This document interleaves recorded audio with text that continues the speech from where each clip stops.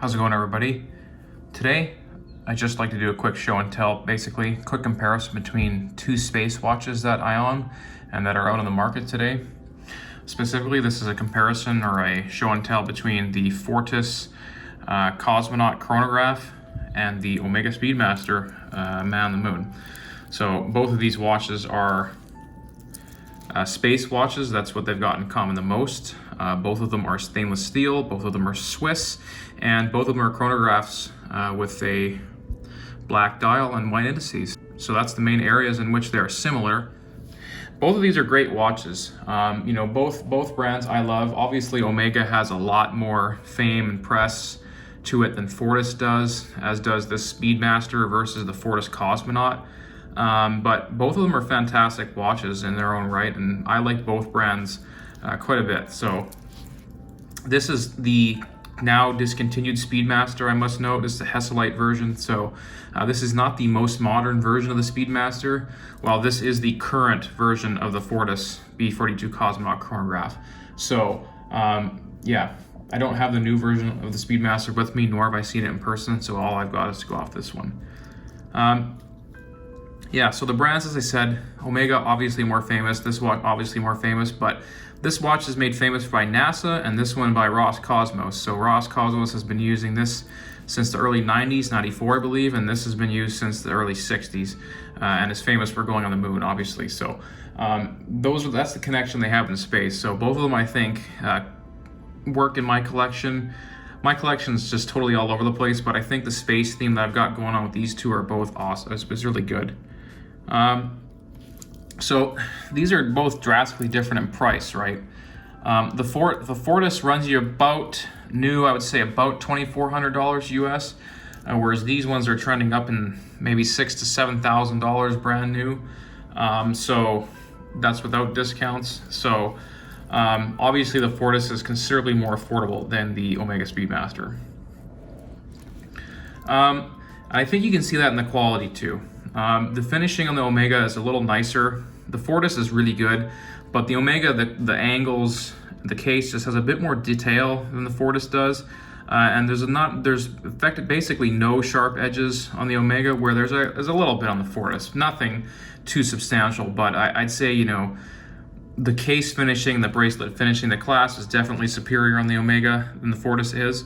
But again, price factors in, right? So the dial, fairly similar quality, honestly. This one's the side compacts, or however you say it. It's all the chronograph functions are arranged in a 12, 9, and 6 configuration, where this is a tri-compact, so is organized in a 3, 6, and 9. So this one does not have the date, or this one has date. The hands are kind of similar color, similar sort of powder coated texture there. The design's a bit different, but yeah, this one's got a splash of orange. Both of them have a 60 seconds timer there. The hour totalizer goes both to 12 hours for them, and both of the minute totalizers are 30 minutes. This is orange tipped, where this is just white. If you click them, the action of the Valjoux 750 versus the 1861, fairly similar, to be honest with you. This one feels like it's got more of a louder click than the Valjoux does. Yeah, both of them have the finesse that a column wheel does. For me, that's fine. I don't really care. But in any case, yeah, both of them work quite well, and they're both very nice. This one has a tachometer on it. This one does too. It's inside the bezel and the chapter ring, whereas this one's on the outside bezel. This has a rotating bezel as well, so you can time two things at once with the Fortis, whereas the Omega does not have that ability. This one, the Fortis, is a automatic, so it has a 7750 automatic movement, as well as a sapphire crystal, whereas this one has the 1861 hand wind movement with a Hesselite crystal, or basically a plexiglass type crystal. Both of them do not screw down. This one has 200 meters water resistance, where I believe this one is 50, I believe. I'll put an annotation up there if I'm wrong, but I believe it's got 10 or 50. So basically you can't really swim in this one, whereas this one you should be able to. bracelet, both of them on this older version Omega does not taper. The new one does, I might add, whereas this one here does taper. This is 22, or I believe this is 20. The Fortis has a pressed metal clasp, whereas the Omega has a full-out milled clasp. This one's a friction fit press clasp, whereas this one has a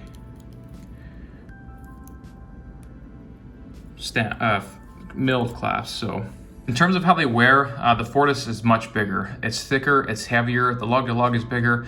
This one with bezel included is 44 versus 42. The Omega to me does not feel as big as other 42 millimeters. I have a Black Bay, for example. The Omega feels smaller to me than the Black Bay. It's very light, whereas the Fortis is quite heavy. So yeah, the Fortis is a tank, whereas the Omega, I think, has a bit more elegance to it. This one could be, in my opinion, used in the dress wash setting. Whereas the Fortis, I mean, I would wear it in a dress wash setting because I don't care, but you know, I don't think you'd get away with it as much. So, and I think this one you can definitely put more straps on as well, just because it's a smaller case, and I think, in my opinion, this balances out the heft of this. But yeah, I love them both. They're both great watches. I hear sometimes people say, oh, you know, the Fortis can be used as a Speedmaster substitute. I don't think that that is something that I would believe in. I think, you know, if you want a Speedmaster, you know, get a Speedmaster, right? They're very different in terms of how they wear. Sure, the space theme is there for both of them. Sure, they've both got chronographs, but both of them are different watches. The Omega is definitely more recognizable by most people. I think most people probably won't know, honestly, what a Fortis is. But yeah, I don't really subscribe to that. I mean, if you want to get a space-themed watch, the Fortis is probably a good entry point into that. They do make a non-chronograph version that is more affordable. Seiko Pogue also, but there you're going vintage. So yeah, in my opinion, they're not really... you can't really mix the two, I think. I think they're both unique watches, and I personally wouldn't buy one to substitute for the other. But I think you'd be happy with either of them. They're both great watches, so, but just keep in mind there's a substantial price difference between them. I really do like the space theme. I think that's a really interesting history, and I think it's great history. You know, cool history to connect to your watch. There's sort of a romantic nature to that. The Omega is definitely the more iconic of the two. I think that in the watch world, people kind of throw the word iconic around a bit much. I think the Omega Speedmaster Professional is definitely one of the true icons. One of the true icons of watches. It's one of, if not the most famous watch ever made. Whereas the Fortis, I wouldn't call that an icon. Sure, you can maybe say that's iconic to Fortis. It is a famous Fortis model. Fortis is often associated with Russia's space industry. But, you know, as far as this watch being an iconic model to the watch industry, that it is not. You know, everybody's going to know a Speedmaster if you're into watches, whereas Fortis, you definitely won't get that recognition. So I struggle to say that it's an icon, but it is an amazing watch nonetheless. So this is just my quick discussion here between two space watches. Both of them are really awesome watches. If you're into space, I am into space and aerospace. If you can, check them both out. Both fantastic. As I say, there is a new Speedmaster out, which everybody probably knows already. So that one will be a little bit different than mine. The overall general aesthetic is there. It still looks like a Speedmaster, but the bracelet's different, the movement's different and all that. So, but in any case, that's the two space watches that I've got in my collection, specifically the Fortis B42 Cosmonaut Chronograph and the Omega Speedmaster Professional. Thank you guys for watching. Take care and bye-bye.